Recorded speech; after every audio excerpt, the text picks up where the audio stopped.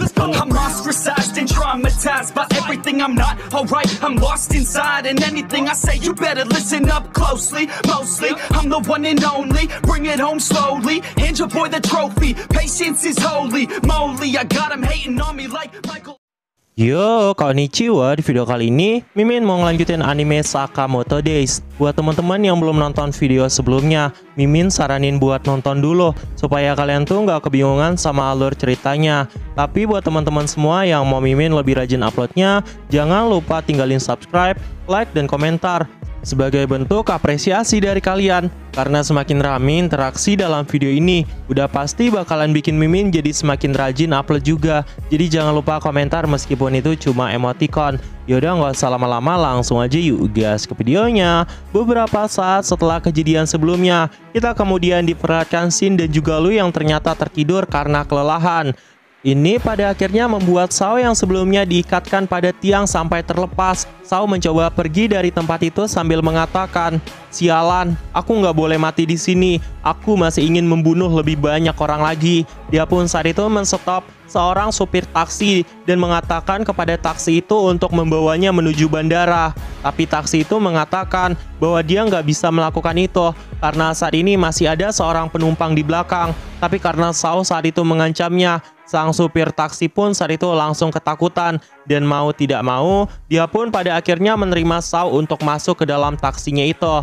Kita kemudian diperlihatkan Sao yang sudah berada di dalam kendaraan taksi sambil mengatakan di dalam hatinya, "Pertama-tama aku ingin membunuh seseorang, kemudian beristirahat sejenak." Namun tiba-tiba terdengar suara dari penumpang yang ada di dalam taksi itu yang mengatakan kepada Sao, "Sepertinya kau sedang terburu-buru." Sao yang mendengar ucapan seperti itu pun langsung menyapa balik dan mengatakan, "Ya begitulah kawan, jadi maafkan aku, tapi sepertinya perjalananmu akan sedikit tertunda." Ngedengar ucapan kayak gitu dari Sao, orang itu ternyata tidak lain adalah salah satu order, yang tidak lain adalah Hyo. Sao yang melihat kehadiran Hyo di tempat itu pun benar-benar sangat terkejut karena dia juga berada di daftar buronan. Hyo kemudian mengatakan kepada Sao, "Tidak juga, aku juga baru tiba di tempat tujuanku," ucapnya sambil melancarkan serangan. Dan dari kejadian ini, Sao pun langsung meninggoy. Beberapa saat setelah kejadian itu, kita diperlihatkan Shin yang mencoba untuk membangunkan Lu.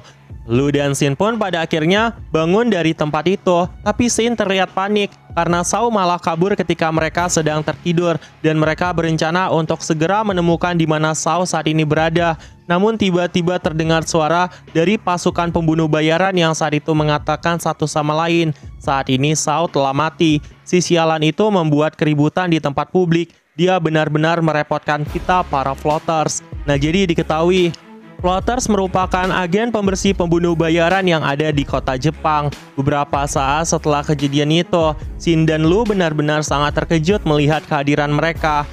Tapi karena Shin juga udah tahu tentang cara kerja floaters, dia kemudian menjelaskan kepada Lu, mereka adalah orang-orang yang bakal ngeberesin tempat ini setelah seseorang yang menjadi target pembunuhan telah tiada. Di momen ini Shin juga mengatakan banyak hal kepada Lu, bahwa mereka harus segera kembali ke tempat Sakamoto. Di sisi lain, di sebuah kuil, kita diperlihatkan sosok Shishiba yang ternyata sedang bersama Osaragi. Mereka sedang berbincang-bincang satu sama lain. Osaragi mengatakan, "Tuan Shishiba, kudengar salah satu dari pembunuh berantai telah mati. Bagaimana jika mereka semua mati sebelum kita berhadapan dengan salah satu dari mereka?" Mendengar ucapan seperti itu, Shishiba pun mengatakan, "Lalu untuk apa ritual seperti ini?" Dan mereka kemudian berbincang-bincang sambil memakan makanan yang ada di tempat itu. Namun tiba-tiba Shishiba mendapat panggilan dari Nagumo. Nagumo saat itu mengatakan, "Hei kalian, aku sama sekali belum menemukan target kita. Bagaimana dengan kalian berdua? Jika tidak kuat, kalian bisa diam saja dan serahkan itu kepadaku. Jadi tinggal telepon aku." Mendengar ucapan kayak gitu dari Nagumo, Shishiba dengan sangat sigapnya langsung mematikan telepon. Apalagi saat itu Osaragi juga ngerasa kesel sama ucapan Nagumo. Dari kejadian ini, Shishiba langsung bilang, "Tuh kan, kau dengar sendiri. Jadi kita harus segera bergegas. Ayo kita segera mencari pembunuh berantai itu." Mendengar ucapan kayak gitu dari si Shiba, Osaragi yang lagi memakan makanannya pun langsung berhenti dan menyerahkan itu kepada si Shiba. Beberapa saat setelah momen-momen itu, Osaragi langsung meninggalkan si Shiba untuk mencari pembunuh berantai. Si Shiba yang saat itu sedang ditinggalkan pun mencoba untuk makan, tapi sayangnya dia melihat bawang yang saat itu ada di makanan ini, yang membuat si Shiba pun ngerasa kesal lagi. Untungnya si Shiba nggak ngebantai koki yang memasak makanan itu. Beberapa saat kemudian, kita diperlihatkan Osaragi yang mendatangi kuil setempat sambil mengayun-ngayunkan bel dan mencoba untuk memohon. Awalnya Osaragi bingung harus memberikan permohonan seperti apa, namun kemudian dia memohon, "Kuharap aku bisa membunuh salah satu pembunuh berantai itu." Beberapa saat setelah ucapan seperti itu dari Osaragi, kita kemudian diperlihatkan Doom yang saat itu ada di sampingnya. Doom saat itu langsung melancarkan sebuah serangan ke arah Osaragi yang membuat tubuh dari Osaragi pun kemudian terpental ke dalam kuil itu. Doom kemudian mengatakan, "Hal ini selalu saja membuatku bingung. Kenapa setiap orang selalu menutup mata ketika mereka sedang berdoa?" Sedangkan Osaragi yang melihat kehadiran Doom saat itu berhasil menangkis serangan dari Doom dengan menggunakan 1 koin aja. Dia bahkan mengatakan kepada Doom, "Luar biasa sekali, doaku terlalu cepat dijawab. Akhirnya aku bisa menemukanmu." Melihat kehadiran dari Osaragi, Doom kemudian mengatakan, "Tidak diragukan lagi, kau adalah salah satu dari orang yang terpampang dalam target buruan kami." Mendengar ucapan seperti itu, Osaragi langsung mengatakan, "Apakah kau tahu bagaimana cara orang Jepang berterima kasih kepada dewa?" Doom yang mendengar ucapan seperti itu sama sekali nggak mengerti. Tapi beberapa saat setelah kejadian itu, Osaragi langsung berada tepat di belakang Doom dan langsung menghantamkan kepala Doom itu ke lantai sambil mengatakan, "Menunduk 2 kali." Beberapa saat setelah mengatakan itu, Osaragi langsung menepuk kedua pipi dari Doom yang membuat Doom bahkan sampai menyemburkan darah dari mulutnya. Sambil Osaragi mengatakan, "Kemudian tepuk tanganmu 1 kali, lalu kau harus menunduk lagi." Setelah ucapan seperti itu dari Osaragi, Osaragi pun memaksakan kepala Doom untuk menunduk ke lantai, yang membuat sesuatu yang saat itu ada di bawah mereka sampai hancur. Dari kejadian ini, Osaragi mengatakan kepada Doom, "Oh iya, aku lupa. Seharusnya pertama-tama aku melemparkan koin sebagai persembahan terlebih dahulu." Doom yang mendengar ucapan seperti itu pun ngerasa kesal banget sama Osaragi dan memutuskan untuk membunuh Osaragi di tempat ini. Sedangkan si Shiba di sisi lain sedang mencari Osaragi dan nggak tahu kemana perginya Osaragi. Beberapa saat setelah kejadian itu, Doom kemudian mengeluarkan cakar-cakar tajam dari sekitar tubuhnya dan mengatakan kepada Osaragi, "Aku sudah memutuskannya, ayo kita bersenang-senang terlebih dahulu." Tapi Osaragi yang mendengar ucapan kayak gitu malah mengatakan, "Karena tugas dari order, kau harus mati di sini, jadi kita sedang tidak bersenang-senang." Ini langsung membuat Doom melancarkan sebuah serangan ke arah Osaragi dan mengatakan, "Sombong sekali dirimu. Asal kau tahu, aku melakukan semua ini karena cinta, tapi kalian malah menghukumku terlalu kejam dengan memberikan hukuman mati kepadaku." Tapi Osaragi yang mendengar ucapan seperti itu mengatakan, "Aku tidak berniat untuk menghakimi siapapun. Hanya saja ketika seekor serangga memasuki rumahmu, kau pasti berniat membunuhnya kan? Itu hal yang sangat simpel. Jah adalah rumahku dan order adalah milikku. Jadi aku tidak akan membiarkan kau mengusik kami." Beberapa saat setelah perkataan itu, Doom kembali melancarkan sebuah serangan ke arah Osaragi. Osaragi dengan tas kopernya pun saat itu langsung melompat. Tapi karena serangan dari Doom sebelumnya, tas milik Osaragi sampai terlempar, yang membuat Doom saat itu merasa terkejut. Apalagi wajah dari Osaragi terlihat panik.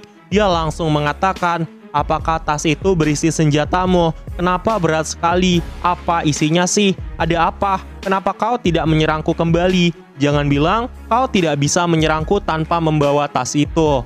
Dari kejadian ini, kita diperlihatkan pertempuran antara Doom melawan Osaragi. Bahkan saat itu Osaragi sampai dibuat tersudut dan menyentuh patung dewa, yang membuat Doom mengatakan, "Apakah sekarang kau hendak berniat kepada dewa lagi?